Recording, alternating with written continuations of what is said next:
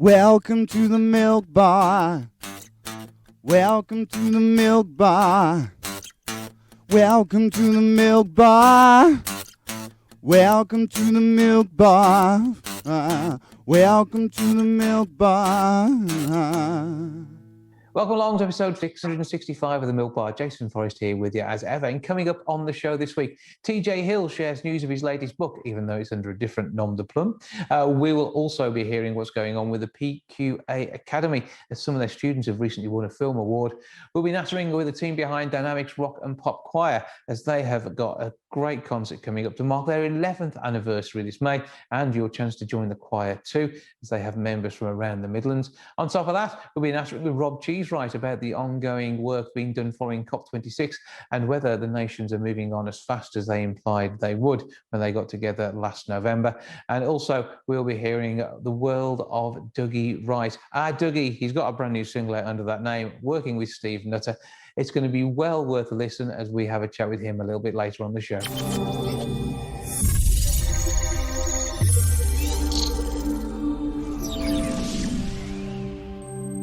Dynamics Rock and Pop are entering an anniversary year. The concert coming up in May and the opportunity to join their number. To tell us more, I'm joined now by Joanna and Luke. Hello to you both. Hiya, Jason. How are we doing? Very well, thank you. Long time no see. I know it has been a little while, and last year was fraught with worry about that fella sitting to your right. And the last time we were talking about Dynamics, we were making sure that you guys had got some funds coming through to help out with the road to recovery. Now, Luke, you've not been brilliant due to ongoing health issues, as everybody involved in Dynamics knows about. But fingers crossed, feeling a bit better at the moment. Yeah, on the whole, yeah, much better. Yeah, it's slow road to recovery, but you're definitely going in the right direction. So let's keep it going that way. That's what counts, and we're looking forward to you being a greater and greater part again of the Dynamics outfit as the year goes on. As you are a battler, we know that, so that's good news. But what is going on, Joanna? What's happening? Oh, loads this year, Jason. Absolutely loads. Obviously, because we had that little lull because of COVID, which was that thing going on, yeah. So we thought we're going to throw everything at it this year. So we've just completed a really good Christmas concert, which was fabulous and got us back on track again. But this year, we're celebrating 11 years as a collective. Obviously, last year we were supposed to have our 10-year anniversary concert, but something stopped it. So we're doing it this year, and we're going to have an 11-year anniversary concert. So we're going back and doing all of our greatest hits from the last 11 years. And to choose that has been so difficult. But we've got such a cracking playlist for May. So that's the first thing that we've got in the pipeline. Yeah, so you're thinking of it as a 10+1 anniversary as much as anything else. And so, I've been talking to you guys, it must be 6-7 years now that we've been following what's going on. And I have seen you lot performing live, and that was over in Stourbridge. And a fantastic night was had by all.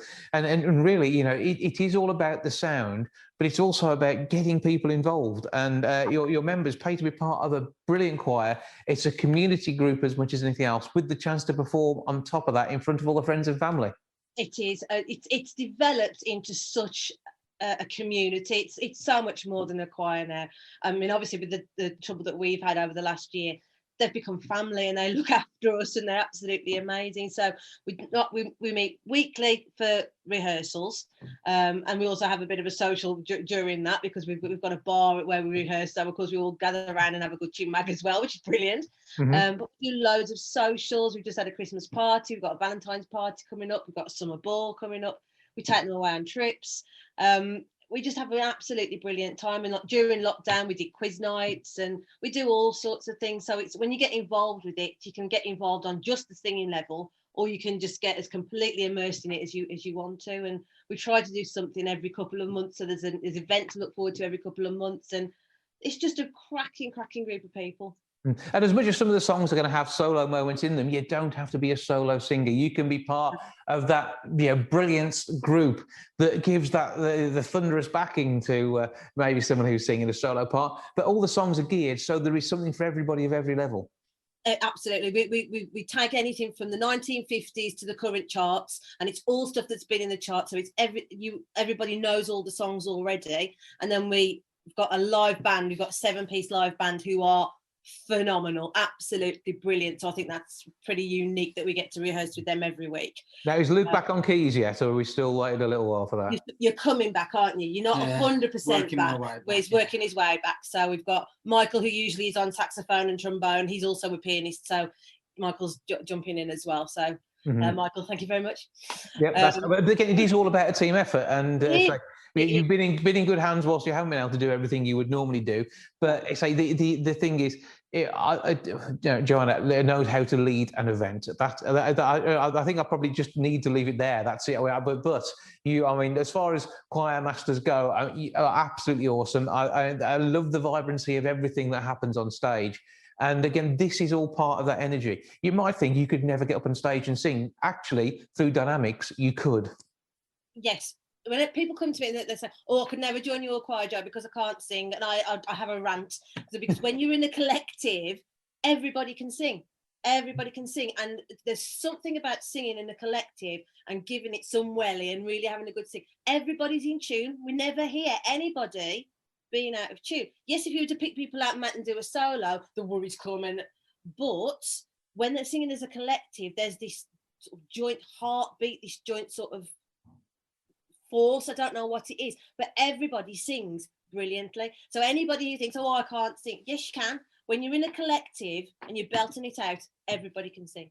Well, because you find your key as well. I mean, there's different points and different parts of the octave that you can sing in. So you will find a bit that you can do. My absolutely horrendous vocal range sort of has got a gap in the middle of it. And when singing Christmas carols, I'm probably down here somewhere. And before you know it, I'm, Gloria in Excelsis is about 3 octaves higher. I'm exactly the same, Jason. I have to change the way I sing because I've got a very definite break, and I have to change to get over that break.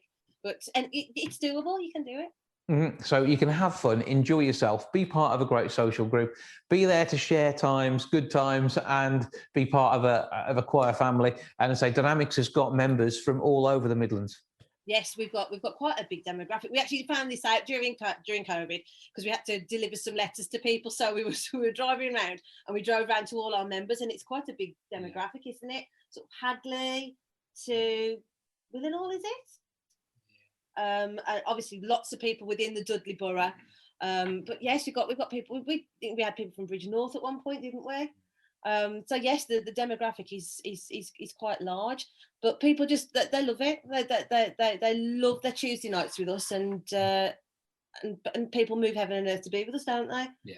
It's about the ethos of the whole thing as well, and I think that makes a difference. I know we've got some brilliant choirs in our area. You're one of a number who really know how to make it work. But Dynamics is such a family and has been so welcoming to so many. And you've worked together so well, particularly through the pandemic. It's been brilliant to see things. And the fun nights that you guys are having online each week with a theme during the first lockdown was you can still find this on the Dynamics page, I take it. Yeah, if you get much to our utter shame. Yes, we used to do every Friday night to keep our choir entertained. Me and Luke used to do a Corona cabaret, and it was a different theme every week. So if you want to go on and see us doing disco, dressed up, you looked in like the chappie out of Yellow, didn't you?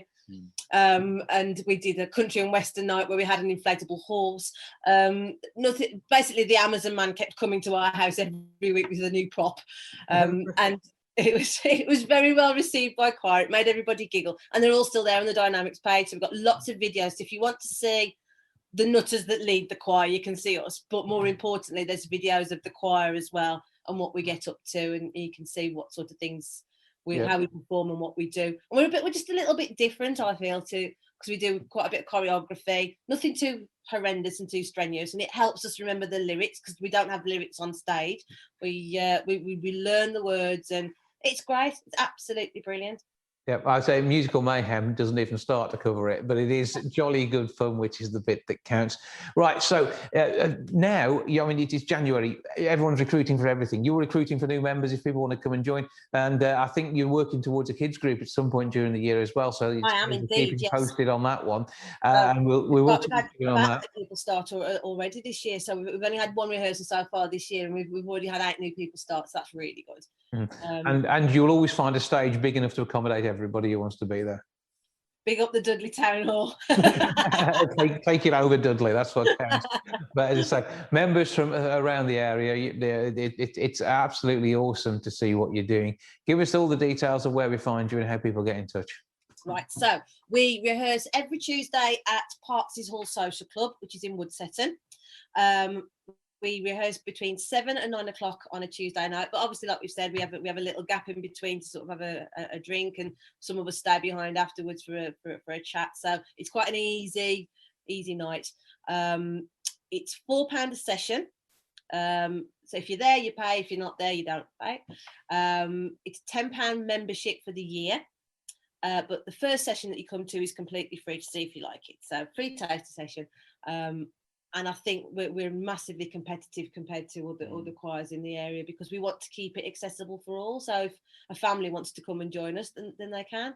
Yeah, but the thing is, there is a cost to doing it. You've got to pay for the gear, you've got to pay for the equipment, you've got to pay the rights for the music, because again, that's part of it. But the music, I think, so often misses out on the fact that there's people who need to be paid behind the scenes for the work that they put in that let you enjoy it. So that's all about making that happen.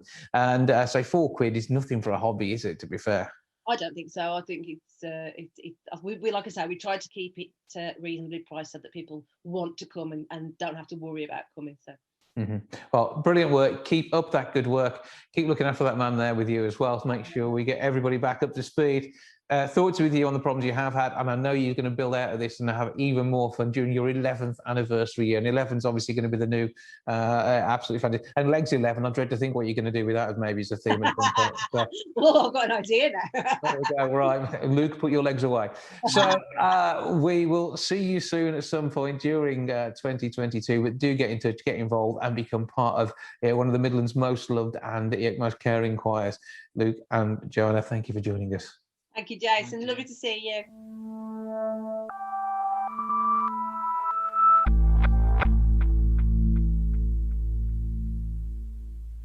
Our Dougie releases Billy Bailey's Blackbird on the 28th of January.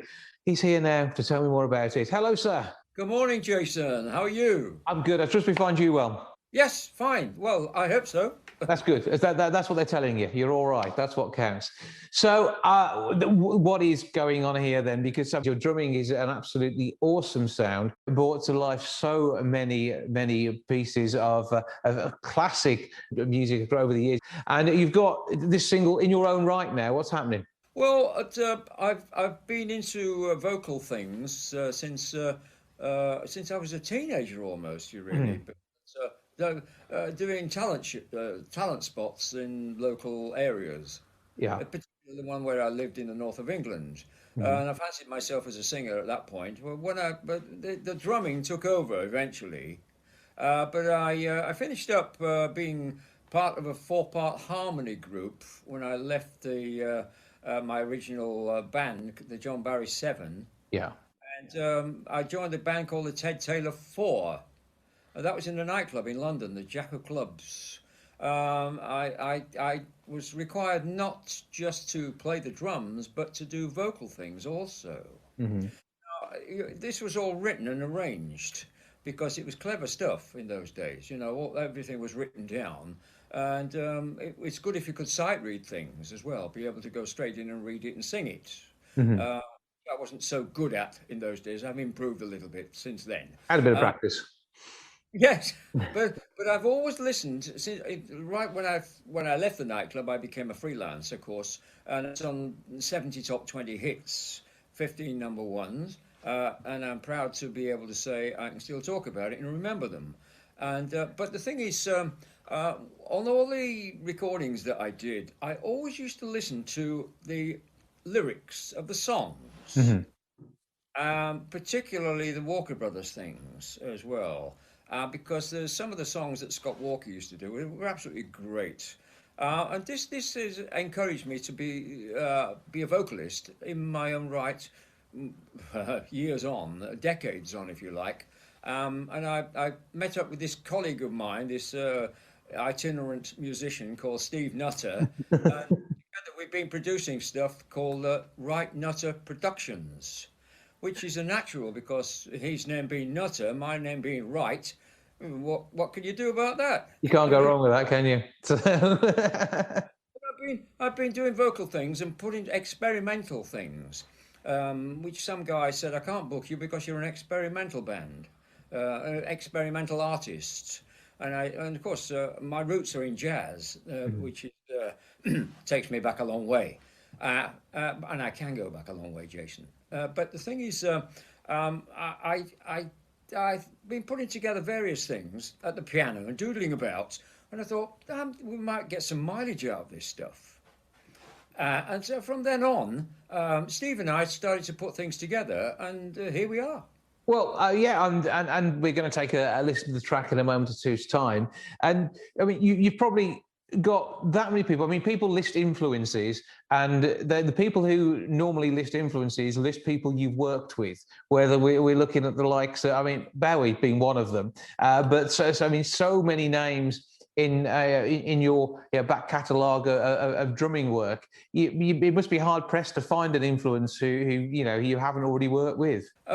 Well, my early influences were not pop people, because I go back pre-pop, if you like, to the 40s and 50s with my interests. And pop music of the 50s was rather banal, if you like. It was rather, but it was a fantastic move forward when rock and roll arrived.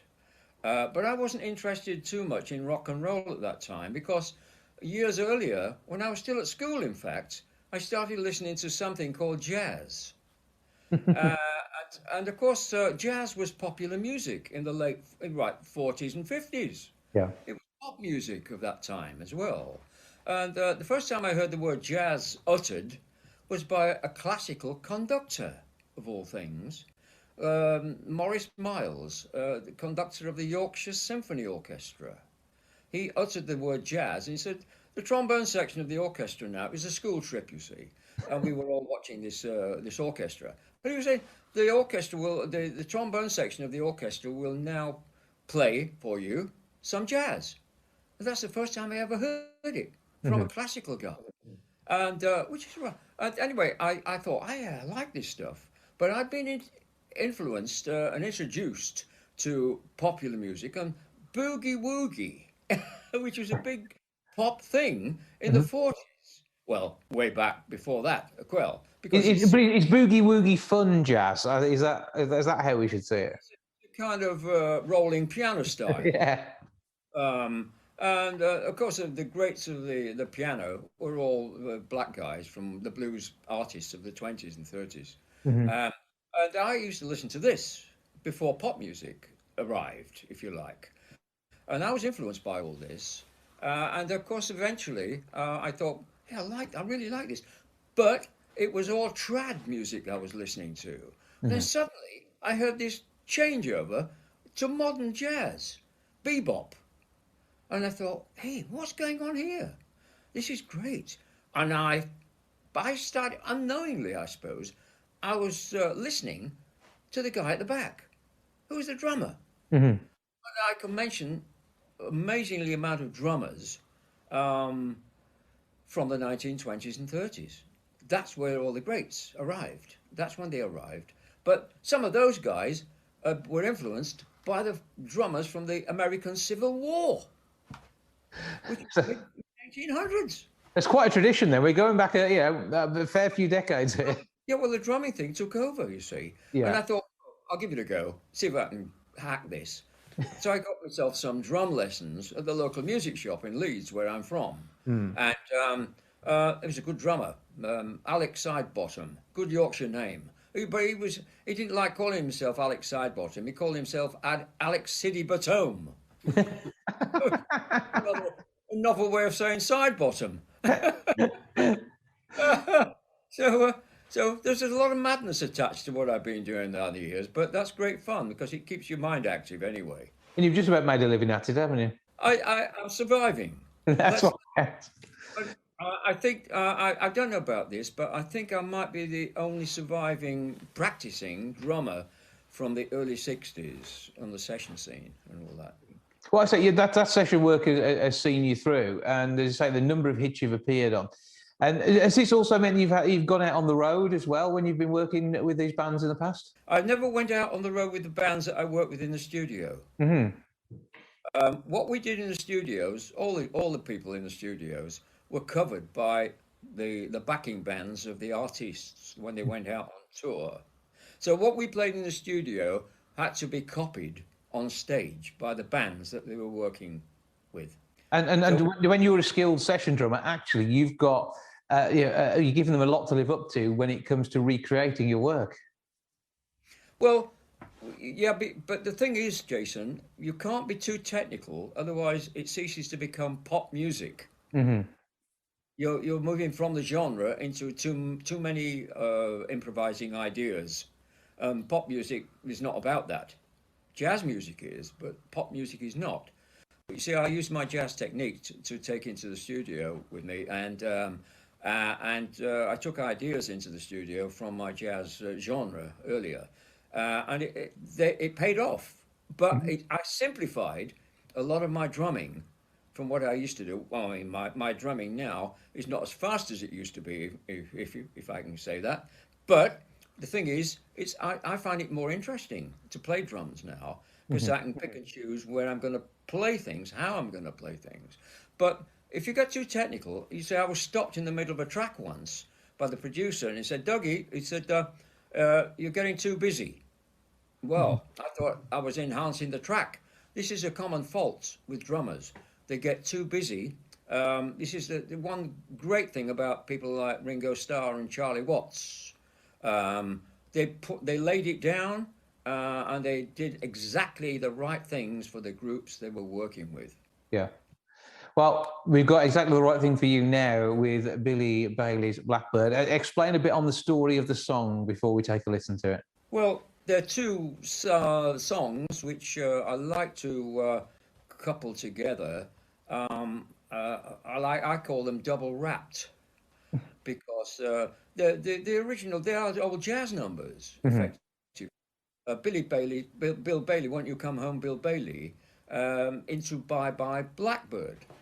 So I coupled the two together and thought, well, they're both together, so let's mix the titles as well. I don't know if anybody else is doing it, but let's give it a go. So I suggested this kind of thing to Steve, and we've gone along with it ever since. I've got a number of things, some in the pipeline, which I won't tell you about because I want you to go out and buy it, you see. Okay, well, that's fine. We'll tell you what, I could talk to you for hours. I could listen to your stories forever. And there's lots more to tell. And we're looking out for Our Dougie, basically Dougie Wright, that man there. And the work that you're doing with Steve Nutter as well. This is going to be, are you sort of creating a genre on your own, really, here, aren't you? Well, we're trying to do something a little different. There's been so much covered down the years, and people seem drum rhythms seem to be the same down the years. Jim Chapin, the great Jim Chapin, the American drummer, said to me once, he said, all the drummers sound the same now. But I mentioned it to an old colleague in London, and he was a keyboard player, and he said, funny you should say that. He said, all the keyboard players sound the same as well. Now, is there a reason for this? Because it's more commercial to sound the same. Without being inventive, without being creative, if you like. But I'm not sure. No, well, we're enjoying your creativity. That's what counts. Billy Bailey's Blackbird, available from the 28th of January. We're looking out for basically Wright Nutter Productions. Dougie Wright and Steve Nutter collaborating in this wonderful sound. Thank you for joining us. Keep up the good work, and I look forward to getting you back with the next release when you want us to sell that to and go out and buy. Okay, mate? Thank you for everything, Jason. It's been a pleasure talking to you. Won't you come on home? Billy Bailey, won't you come on home? She moans the whole day long, and she says, I will do the cooking, darling. I will pay the rent, 'cause I know I've done you wrong.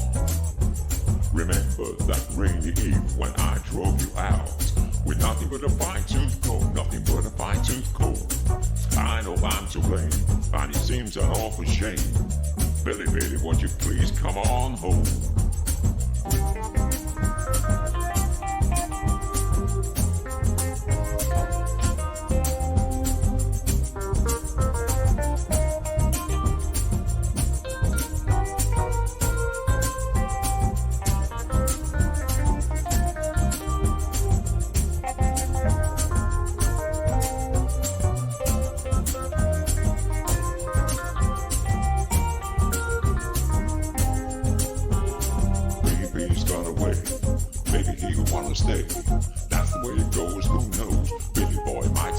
I'm gonna wrap up all my cares and woe. Here I go, singing low. Bye, bye, bye, blackbird.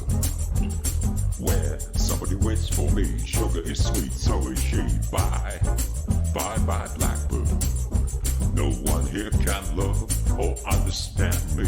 Oh, what hard love stories they all have me. So make my bed like the light, but I may not be home tonight. Billy Bailey's Blackbird, bye bye.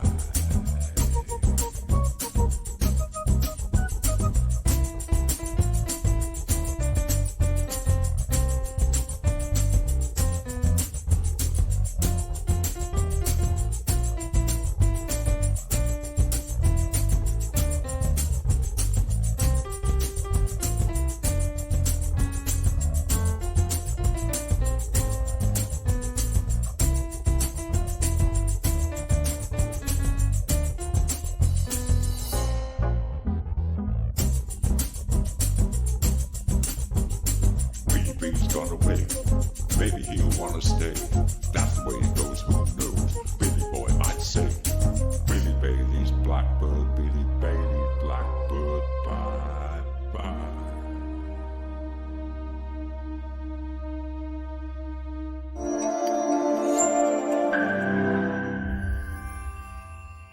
The Pauline Quirk Academy in Wolverhampton has some massive success in their film work recently. To tell us more, I'm joined now by the director of the winning short. We have Jacob Lewis Taylor. Hello, sir. Hello, Jason. How you doing, mate? Good to see you. Oh, good. Yeah, I know. Good to see you too. Now, obviously, the Pauline Quirk Academy looks after all sorts of disciplines within the arts, has regular weekly meetings, and works with kids of all ages. And this is really giving them not only a great developmental start in their general day-to-day life, but also meaning some of them will go on to work in the arts industry itself.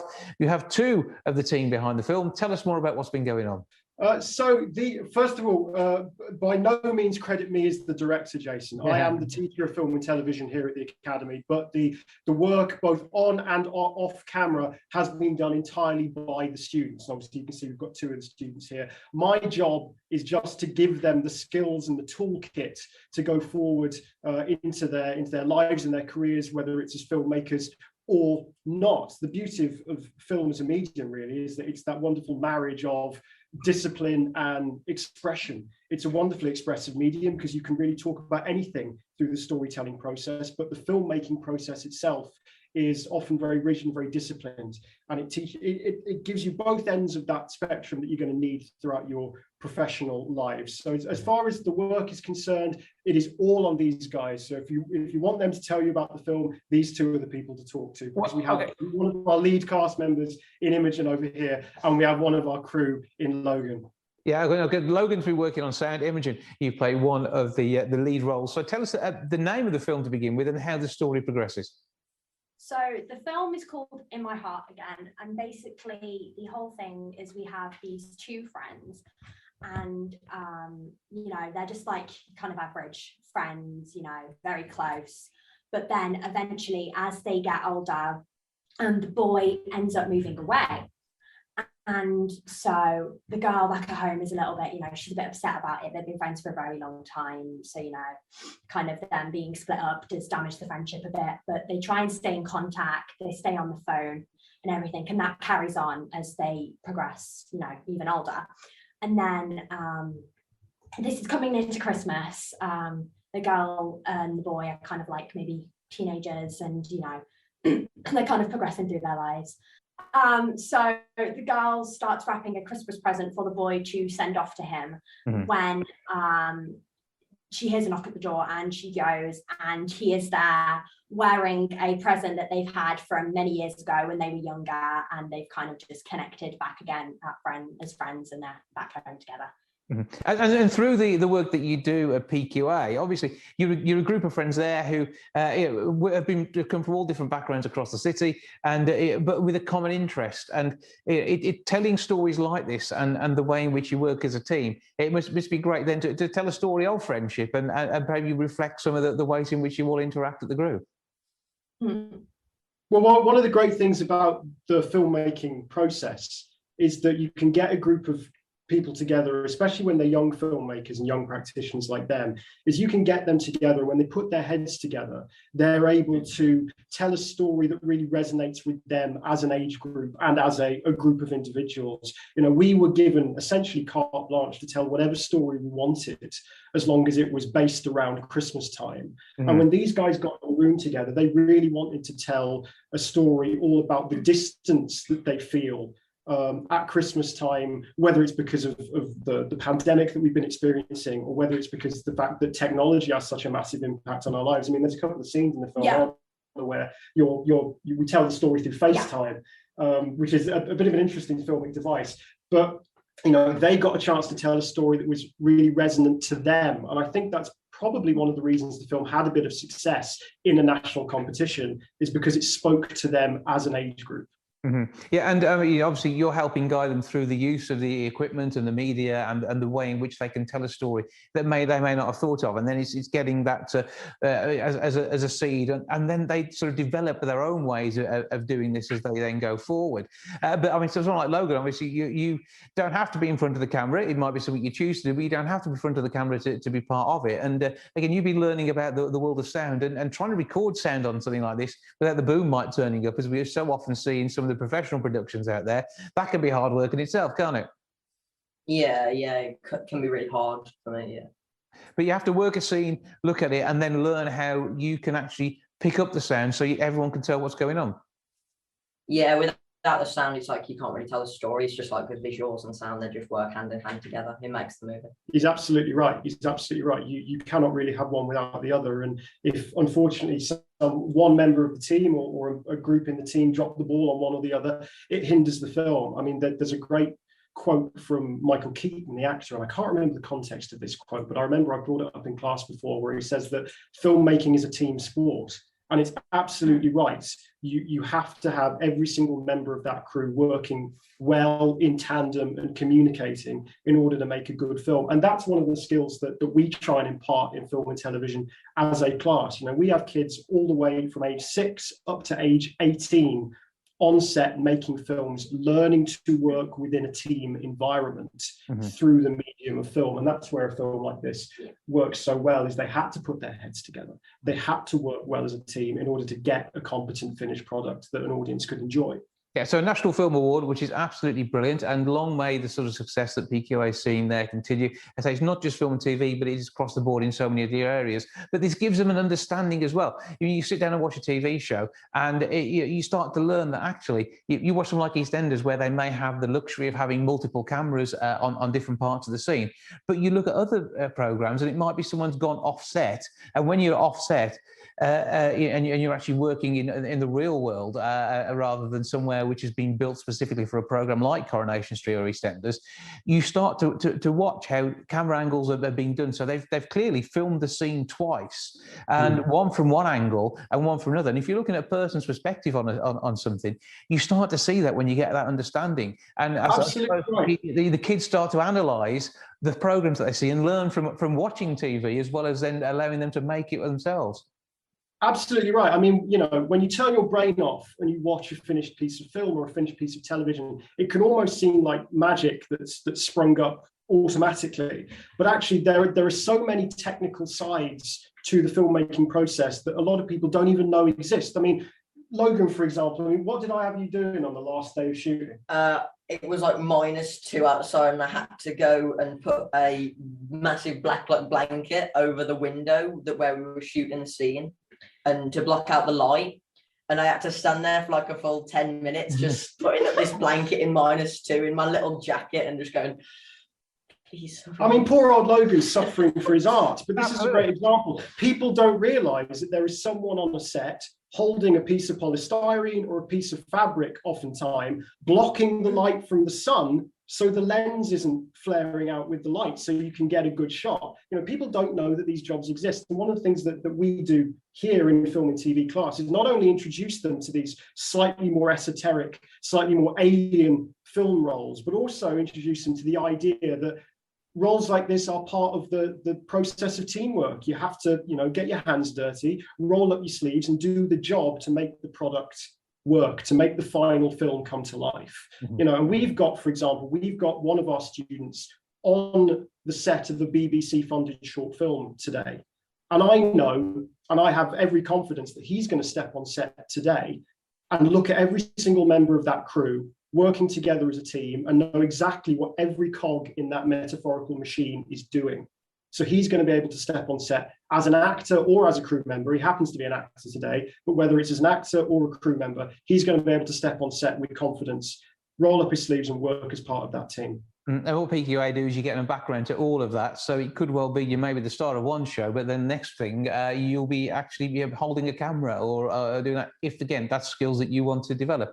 And PQA allows kids to do this, and it's not just in film and TV. There's all sorts of areas in theatre, music, and so much that you do from the annual trip down to the Royal Albert Hall as part of the PQA setup nationally, or whether you're actually just putting on a show in Wolverhampton. There is so much going on. How do people get in touch if they think this is going to be right for their, well, I think you said 6 through 18-year-olds? Absolutely right. So we run from ages 6 to 18 in the main academy.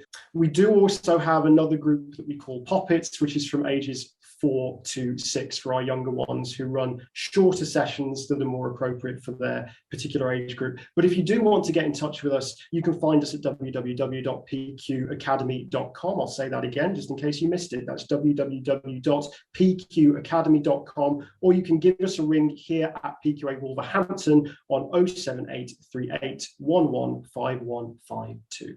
And you're a brilliant team, loads going on, and it's like opportunities to get involved in big things and to see shows all through PQA. And anyone wondering what the PQ stands for, it's Pauline Quirk, who has been on our TV screens for a number of years and is part of the background to the organisation, who really want to see a new generation succeed in the world of film, TV, the whole of the arts, but also to give them that confidence. So you don't have to think that you're going to be the next Doctor Who to be able to be a part of it. It could just be you want to build your confidence when you're maybe presenting a really boring accounts-related thing later on in your life. But it all builds as part of that great life experience.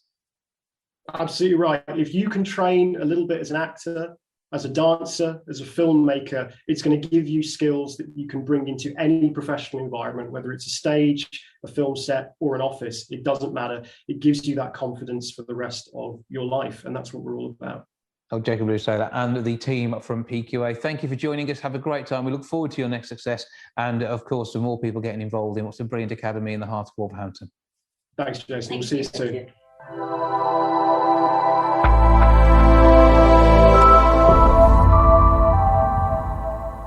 We're now 2 months since COP26, and the environmental pledges that were made by so many nations should hopefully be starting to come into play. So let us know how we're getting on as a planet. I'm joined now by Rob Cheesewright. Hello. Hello. So, we're putting some pressure on you there. What's going on in the world?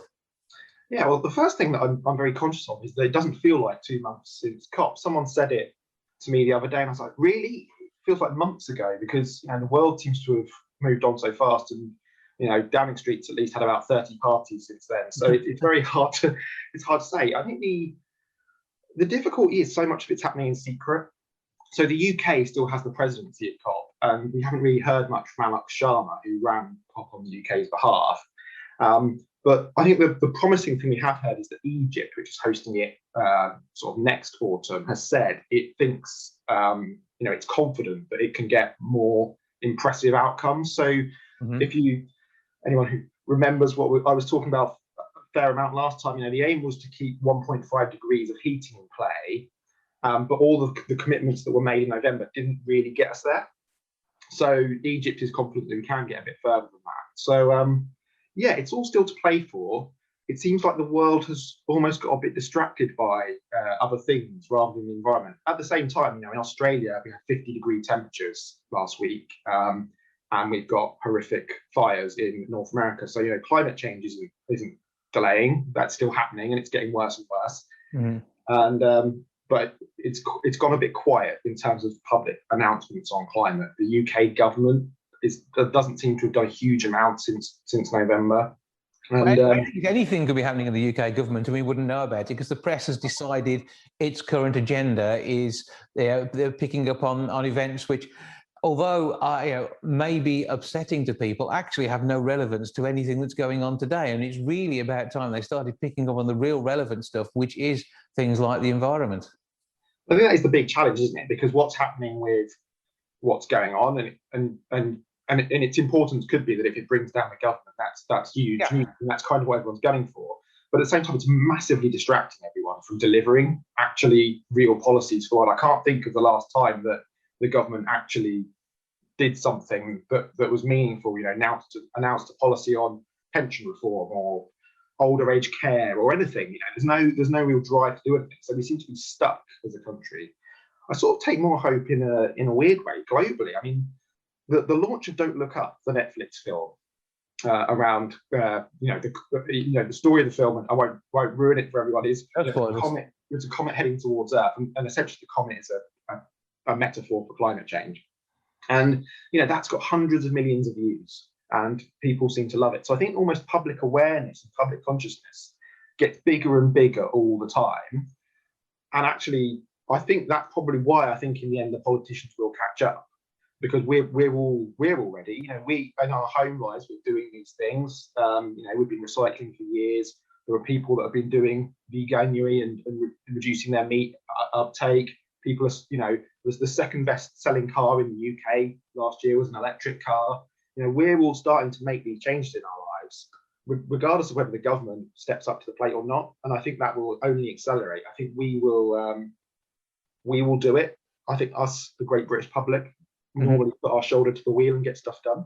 But it has to be based on consumer requirements. And I'd say we're consumers, and that's the problem. We consume too much or consume the wrong things, or we're actually destroying the environment by the nature of the products that we're buying. So that's what we need to do. We need to make sure we're having that conscience. And it may not always be the cheapest option, but having more, having less of the right thing rather than more of the wrong thing is an attitude that we need as a people now.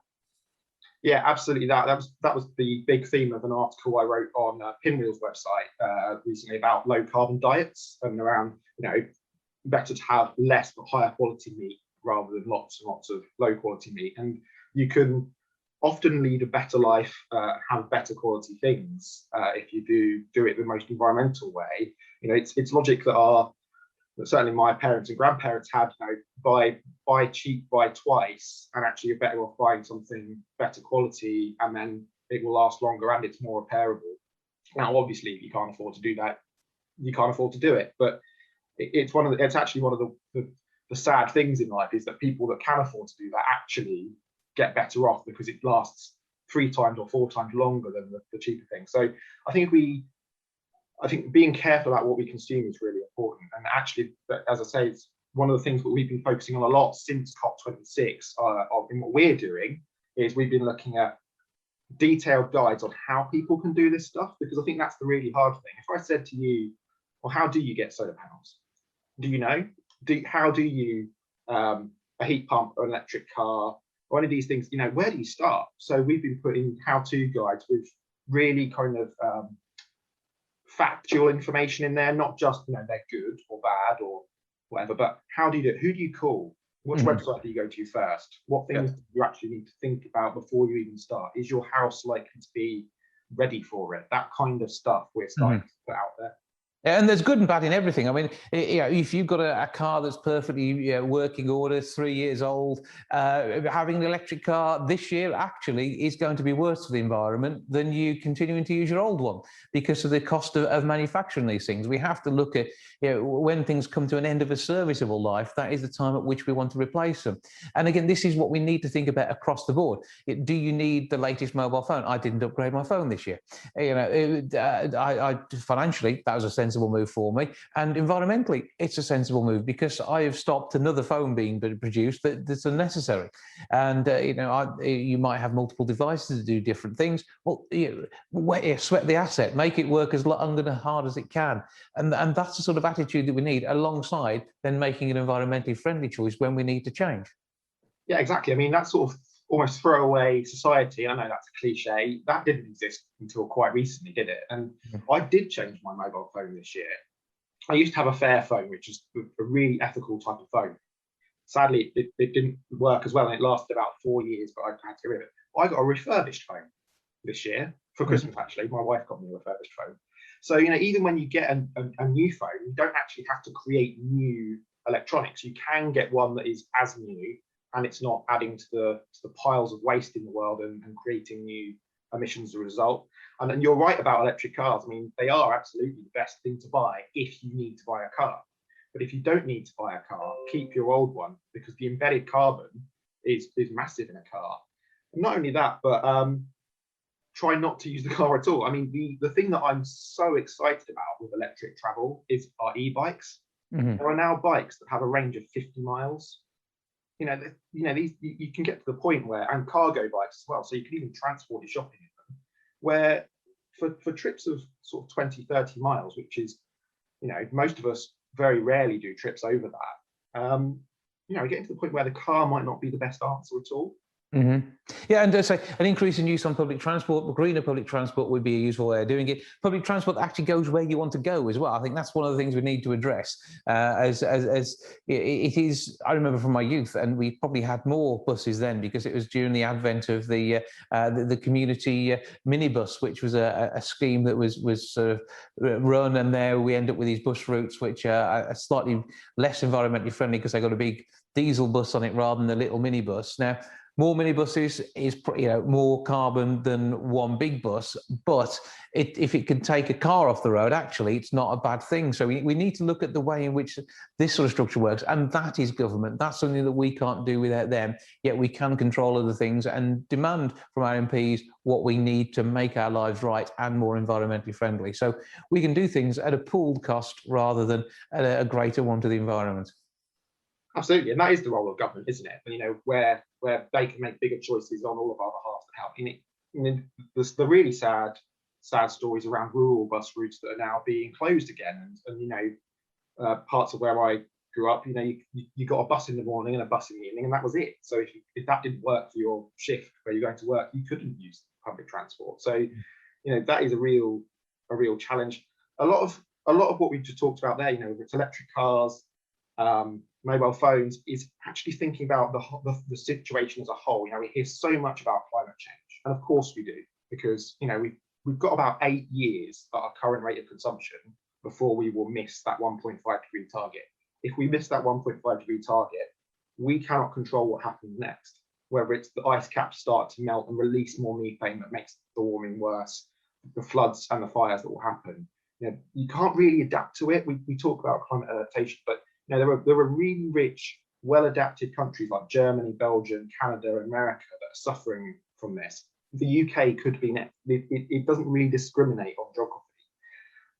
And so I totally get the focus on climate change. It's quite scary. But actually what we talked about with cars was the electronics, the precious metal material in them, the tyre rubber. With mobile phones, there are so many precious metals in them. We are throwing away, and it's going to landfill in parts of Africa, Eastern Europe, and China, millions of pounds worth of precious metals. There are lead and gold and things in some of these mobile phones and kettles and fridges that we're throwing away that worth truly tens of millions of pounds. We should bring it back into the system so that we can reuse it, better for the planet. But it's so wasteful. And the environmental damage that gets done when some of these products degrade, the metals start to leach into the water, it leaches into the air, it kills people, it kills fish. So waste and consumption are huge as things we need to tackle. And I wouldn't say it's more important than climate change. Clearly it's not, but it's all linked. It all goes hand in hand. It's in the whole biome that we live in. It all has to come together as one. And nature's quite good at doing that on its own. It found a way of doing it over millennia. We've come along, we've become a spanner in the works, and it's those works that we need to cut back on so we don't have sort of bigger issues heading forward. So 8 years is our limit, really, as we've seen. And that's probably being quite generous. The reality is we need to do something that stops it before then, so we've got a chance of getting these things back. You talked about Pinwheel. Obviously, you guys are doing a massive amount of work on this. Where can we go for more information on those guides that you have and the bigger picture we're looking at here? Yeah, sure. So if you go to www.pinwheel.com, pinwheel.earth. That's our website, www.pinwheel.earth. And there's two things you can do there, really. One is have a look at the story section, which is where we've got all of these guides, and we're adding more all the time to help people navigate these choices. And it's not about saying do more, but once you've kind of decided that you're interested in something, you need to know how. And it's really hard to work out, where to focus your efforts. If you just Google something, it's all over the shop, really. Yeah. And then the other thing you can do is you can subscribe to Pinwheel. You can sign up to a plan that tries to repair the planet. So we've got 4 plans, one that's based on land-based rewilding in the UK, an ocean plan that's based around preserving and protecting our oceans, a plan that's based around giving technology to people in the global south that helps them reduce carbon. And then we've got a long-term plan about carbon removal. Now, you don't need to remember any of that. If you did go to www.pinwheel.earth, you'd be able to have a little look at those. And if you did fancy funding planet repairing activity, you could do that from there. Oh, Rob Cheesewright, our environmental guru, thank you for joining us. Thank you for having me.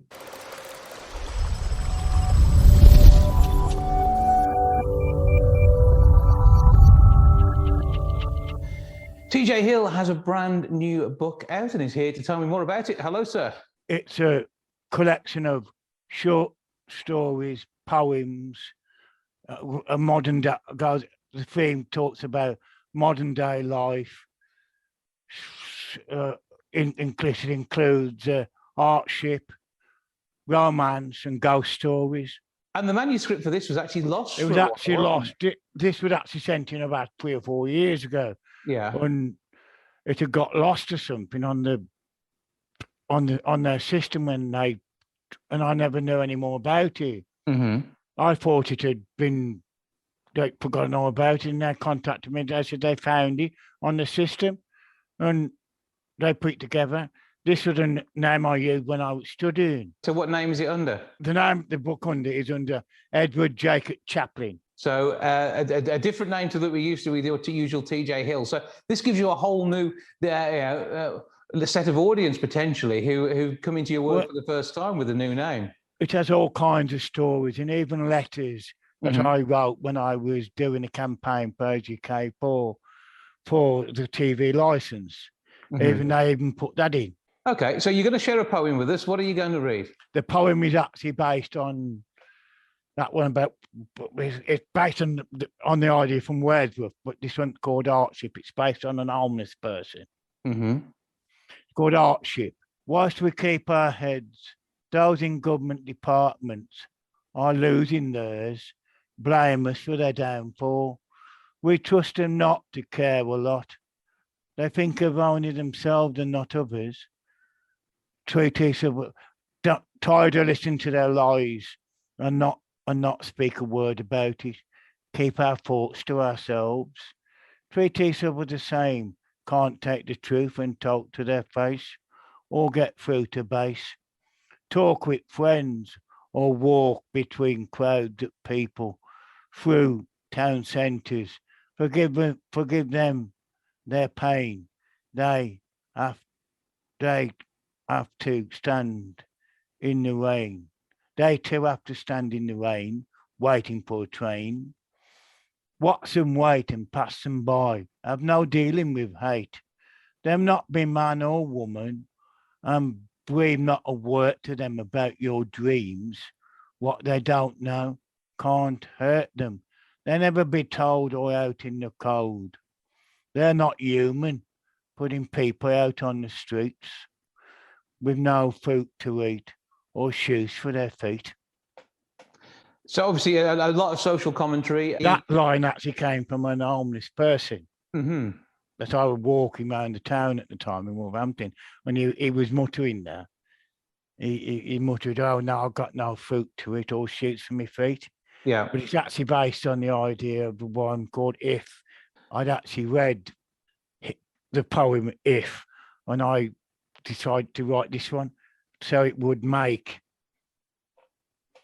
and it's a weird, I think the poem itself actually made reading words before I felt I wanted to write something that would make it the same, but more like my own idea.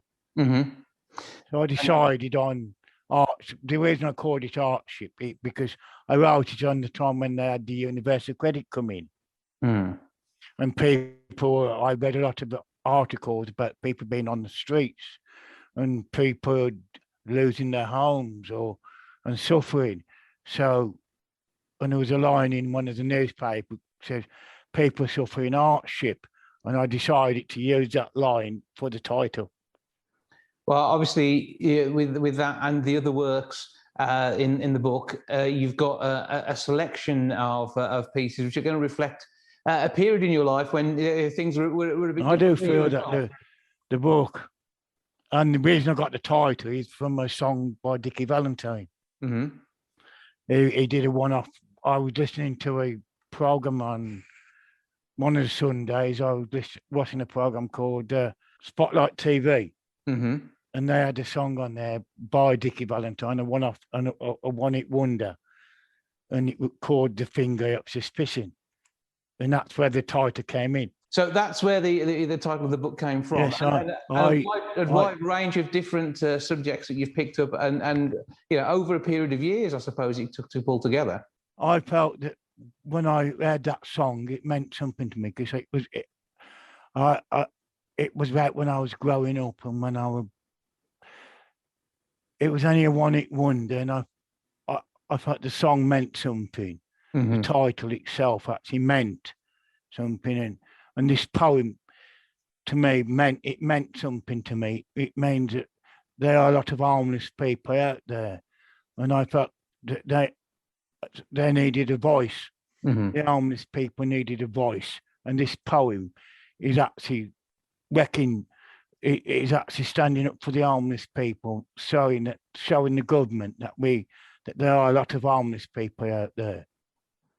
So, with that and the other works in the book, you can buy this now. Where's it available from? They can actually get this book from it was actually published by Pegasus Elliott in London, and Vanguard Press. They're two companies in one, but they can buy this from W.H. Smith. It's available from W.H. Smith. It's available from Waterstones, Amazon, any outlets. Black and white cover. I chose black and white for a reason. And if you look on the side, it's got a picture of an homeless person. Mm-hmm. As in a picture of an homeless person on the side carrying a blanket. The picture itself could tell the story of an homeless person who was on the streets. So it's easy to spot in the shops. We're looking out for The Finger of Suspicion. And as I say, it's not under your usual name of TJ Hill. Give us the details of who it lists as the author. Edward Jacob Chaplin. So that's what we're looking out for. Edward Jacob Chaplin, The Finger Edward, of Suspicion. at the time I sent this, and I was a fan of Edward Woodward. And Mm-hmm. I got Jacob from Jacob Marley, because I was reading Squares at the time, and I'm also a Charlie Chaplin fan.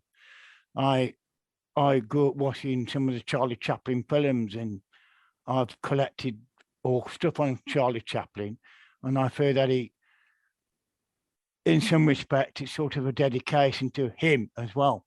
So Edward Jacob Chaplin, an inspired nom de plume for this book, a collection of poems, stories and letters. They can also download it from the Pegasus website. Okie dokie.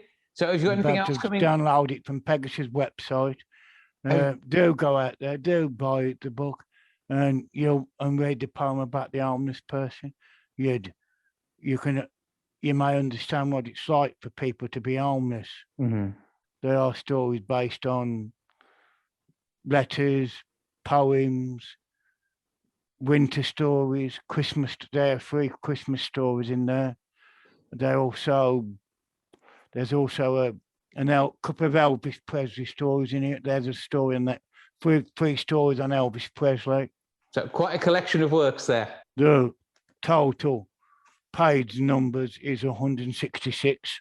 So getting value for money as well. We like that, as you say, available in all good stores, downloadable from the Pegasus website and via Amazon too.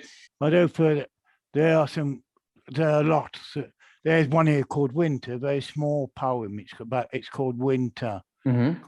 Cold nights, frosted days, people pass by, snow on ground, eating Bill's eye. Then got the face of spring. The wind blew down on the face of people passing by. Magpies walked across green grass.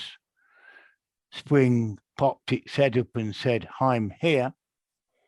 We can't wait to throw open windows, sending away the winter blues. As the sun shone, spring spoke, this is my day, so go away. I lie in my bed until the sun comes out to play. And mother pushed her pram along the street. This is a happy sight to see. There's a part of it. They stood beneath the trees, the wooden trees. Wild geese flew overhead. People stood there and waited for spring to show its face. Well, TJ Hill, thank you for joining us.